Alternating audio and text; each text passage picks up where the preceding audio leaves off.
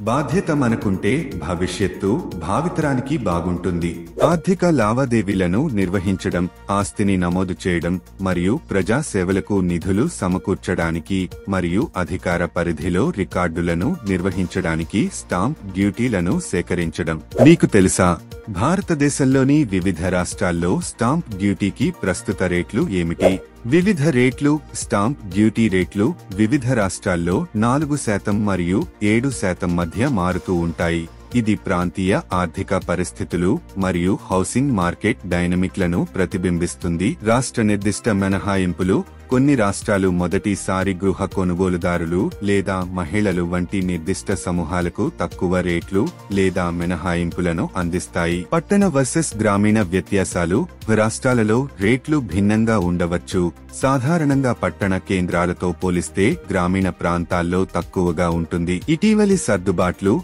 వృద్ధిని ఉత్తేజపరిచేందుకు real estate market recovery post pandemic కు ప్రతిస్పందనగా అనేక రాష్ట్రాలు తమ రేట్లను సర్దుబాటు చేశాయి. సమాచారంతో ఉండండి, సౌకర్యంతో జీవించండి.